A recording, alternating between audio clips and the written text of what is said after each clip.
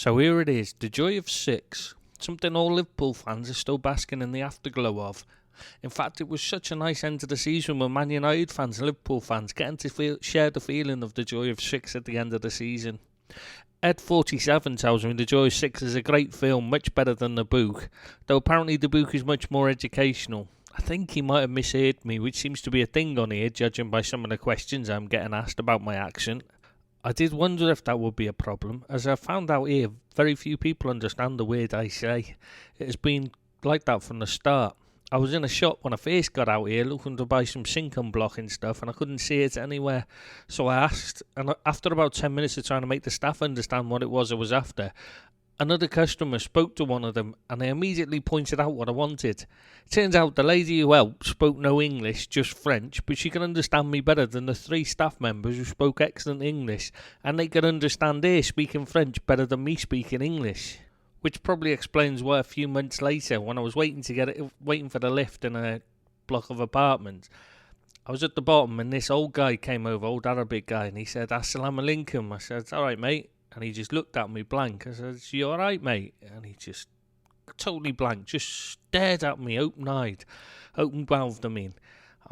The lift came at this point. We got in. I said, "You all right, mate? Do you know which floor you're going to?" And he just stares at me again, totally blank, didn't have a clue. And then all of a sudden it was like a light bulb went on. And he looked at me and he went, "Ah, French. Do you speak English?" Like that. I was like, "You cheeky get. I am bloody English." The best of it was, he didn't speak any English anyway.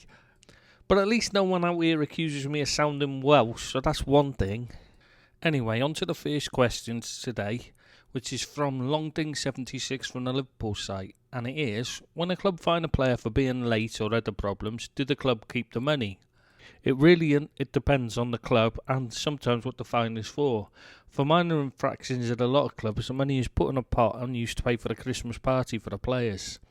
Some clubs will give the money to charity, depending on what the fine's for, and others will just keep it. The second question is also from the Liverpool site, but this time it is Man on the Moon who asks, who's the next big thing? By that I mean, who's the next Mbappe, Dembele, etc, etc. Are there any really good young players the media haven't overhyped that we haven't heard much of yet that you think could possibly break through this season? Also, English-British wise, who's the best future talents looking at making a decent career in the game? Do Liverpool have any we should be looking out for? This kind of question can be really difficult to answer. I mean, how on earth do I know which players you've heard much about? I can't read your mind, like. And there are lots of young players around, but almost none are flying under the radar. As we've seen with the likes of Harvey Elliott, Ethan Ampadu, as soon as they get near the first team, a big club swoops in to buy them, and there's hype everywhere. The game is all hype right now, and it's really getting more and more difficult to tell you who's going to have a decent career. There are none standing out that are not in the papers as the new Messi or whatever every time they play. You only have to look at Sancho, a few sub-appearances and he was getting non-stop coverage. I mean, the outstanding young talent at the moment, other than Mbappe, is probably João Felix, which is why they paid over 100 million for him at Atletico. Now, a Leeds site question about the sites in general from Alf Tupper, who wants to know how many heads oversee the websites and how does one go about becoming an head. I think there are about 10 heads currently, and anyone interested in becoming an head just needs to use the contact form to inquire. Then we would take a look back at their posting history to see how they have conducted themselves. Secondly, we would consider needs, as some teams don't have an editor who supports that club, whereas there are plenty of Liverpool editors, and so we would not be looking to bring any more of those on board. If we believe they fit the profile that we are looking for, then we would get in contact with details how they can get involved as an editor. For instance, if you're interested, Alf, having already spoken to you plenty on the Leeds site and knowing you fairly well, plus we are currently short of a Leeds head as Ed13 no longer comes on an edit, sadly, let me know and I'll get Ed33 to contact you with the details of the next step. Next on to a question from all Leeds fans' second favourite team's site. Yep, Manchester United. And Mumbles asks, over the years, what youth player had you high hopes for at any club that didn't fulfil their potential? And was it true that Liverpool wanted to sign a player from Harchester United in the past? There are loads of youth players that disappointed. Baxter at Everton, Roster from Liverpool, Ravel Morrison from Manchester United, just off the top of my head. There are a lot more players that fail to reach their potential than there are that achieve it. The ones that are good to see are the ones like Cody, who seem to have lost their way and then they get back up to the Prem and perform like they should do. As for the Harchester United thing, that's just an indicator of how bad newspapers are when it comes to reporting genuine news rather than just nonsense. The Sky Show Dream Team ran a story about Harchester United were trying to sign a player from France and had to beat competition from Liverpool for his signature. The next morning after the show, the tabloids were reporting interest from Liverpool in signing this player from France. The problem was he never existed and was one of the characters made up for the show.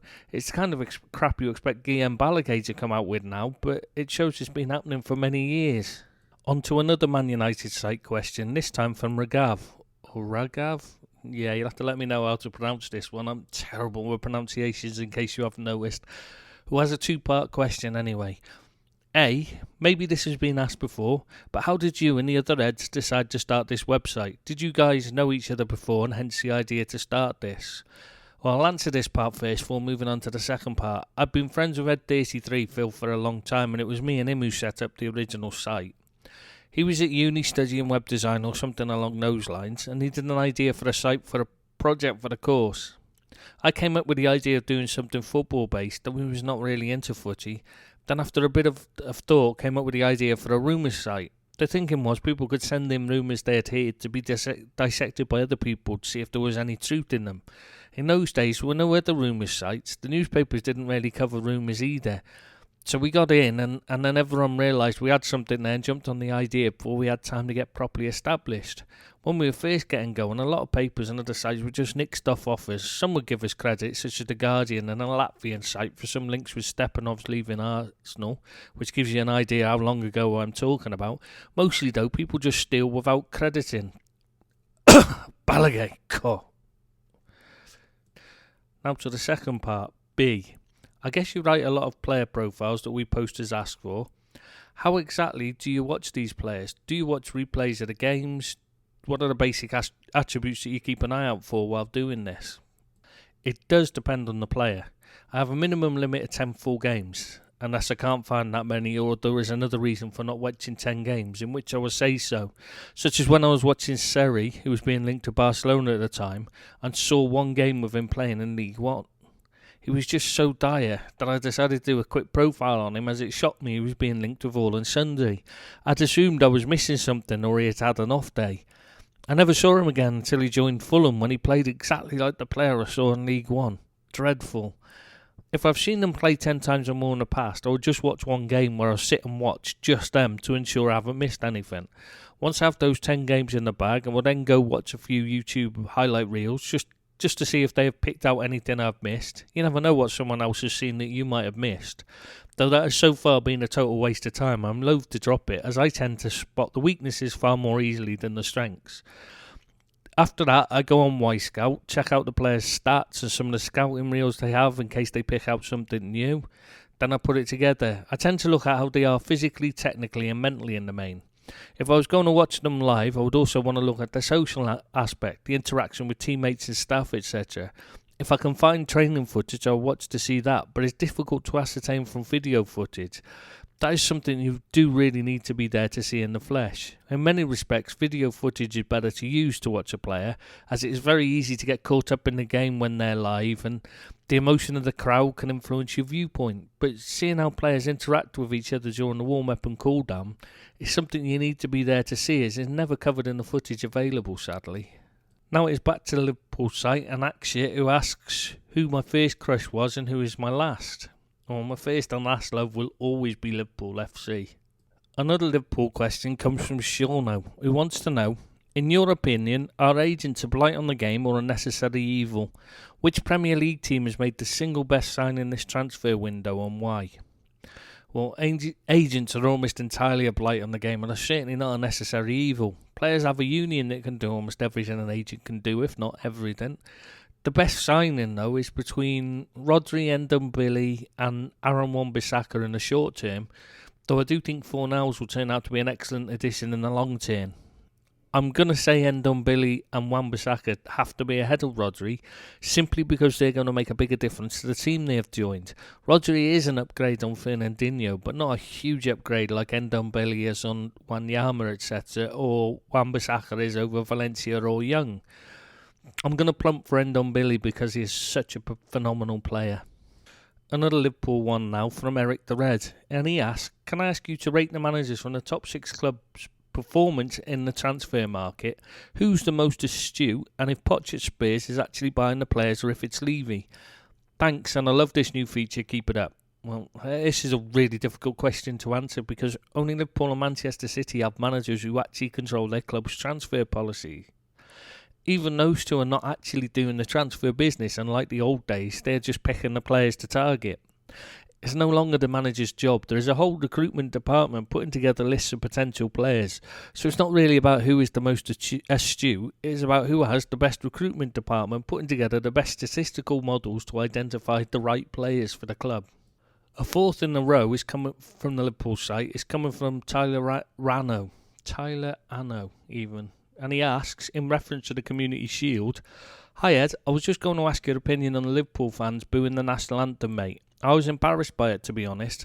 Understand that the city has had a broad deal with the establishment, but we should all be respectful and show tolerance. Booing the national anthem is uncalled for. What's your opinion, Ed? I disagree. I'm sorry, but you said it yourself. The city was treated despicably by the government and has every right to show their distaste, just like Man City fans have whenever a UEFA anthem is played. Why should we show respect to something that has not earned it? You show respect when somebody's earned it. In fact, if anything, the country's in the city's disrespect. Nothing to be embarrassed about. Why should anyone be behind the Queen anyway? What's she done for anyone apart from take money from us all in the form of taxes to pay for her extravagant lifestyle? God save the Queen, my ass. And it seems to be a run on Liverpool posters because this time it's Eamon SF, whose question is, apart from Mbappe, which youngsters do you think will reach the upper echelons of the game? There are quite a few with the potential. Vinicius Junior, Sengasunda, Moise Keane, etc.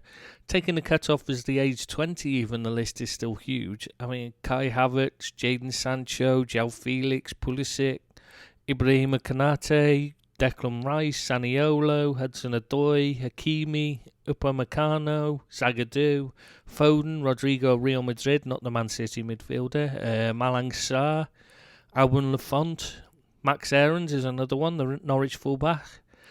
I'm sure there are more, but I can't think of any more. Actually, I take that back. Ampadu. Nearly forgot him, and he is really classy. Reminds me a lot of what Nathan Ake would be like if Ake was actually as good as he is hyped up to be. Away from the Liverpool posters, this time it's a Man United poster, the Rivian, who asks, can you mention any one of the craziest posts you ever had to edit in this site? I'd say the craziest was probably back in the early days of the Liverpool site, when a poster was claiming to be Liverpool legend Phil Neal, to argue with any bit of info I put out. It didn't matter what it was I said, he claimed to be Phil Neal and he knew I was wrong because he was Phil Neal. Except there was just one issue. With one time he was posting and Neil was on the golf course playing a round of golf with my uncle. So I phoned up Arjan, and as I'm sure you can guess, Phil Neal was definitely not posting on the site at that moment. Even when I pointed that out, the fake Neil still argued and got extremely abusive about it. I don't know why he didn't just admit it as he was caught red-handed. Another question from the Rivian is, have you ever met Sir Alex? What was he like in person? I haven't met him to speak to, sorry. So no, I don't know. Right, now back to the Liverpool site, and a question from Stone, which is, yesterday you addressed the Glazers' exit strategy. What about FSG? They would make a huge profit selling now, but if Liverpool win the league, can you see them cashing in? I'm of the opinion that they may be in for the long haul. Well, actually, they've literally recently spoken to Lakshmi Mittal, the Indian billionaire, about investing in a Citigroup-style conglomerate together. So right now, I don't think they're looking to sell up, but instead double down on their investment, so to speak, and actually increase their holdings. Another Liverpool question now, this time from Denzel, whose question is a little different from the norm. Just a quick one about mental health in top sports people. This is a massive issue and one I can only see getting worse. Even at a very low level, that feeling of scoring, winning and being in a team cannot be replaced. It's like a drug and the come down is difficult. What do you think the answer is? My thoughts would be keeping young sports people grounded, working in the community and giving back to others. I don't know if you've watched the Sky documentary on Bubba Watson, but well worth the watch. That's the feeling of self-worth that is beyond anything. I haven't seen the documentary you're referring to, and I've no idea who Bubba Watson is either. But I do think you are correct. The community and or charity work gives them something else in their life to give it meaning. Something that can give them motive to carry on getting up each morning if their career ends or if they get a long-term injury. Otherwise, it's easy to spiral down into addiction or depression if all there is in life is the sport itself and that's taken from them, even if only for a few months. The Glasgow Ranger from, surprisingly the Rangers site, asks, do you expect Rangers to buy Kent if they manage to qualify for a Europa League group stage even, on August 29th, or at least make an attempt to? I'm sure they'll try to. Yeah, definitely, so yes. Another Man United site question is from 01 Jamham, and he or she asks, with Eden Hazard leaving, the league has lost an exciting player to watch. Which new player are you most looking forward to seeing in the Premier League this season? Pepe seems to be a clinical finisher from watching some of his highlights from last season, so he would be my pick. I do like Pepe, but I'm going to go with someone I haven't seen play before. So that rules out Keane, Catroni, Fornals, Pepe, etc. And instead pick Gamin, I think it's pronounced, who Everton signed to replace Guy. I've heard a lot of good things about him, so I'm really looking forward to see if he lives up to the billing he is getting. Maybe not as exciting as an attacker like Pepe, but I like those kind of players. I enjoy watching them. Right, and now back to the Liverpool site for the final question, and Sky Salah, who's asking, hey Ed, in your opinion, who is the most overrated worst footballer that was brought in from abroad to play in the Premier League for a large sum of money? Thanks, mate. I'm going to go with Fred, as he can't control or pass the ball, ridiculously overhyped, and he cost £50 million. Though Seri runs him very, very close. So there we have it. The Joy 6 is over. It is always a short-lived buzz. So until next time, goodbye.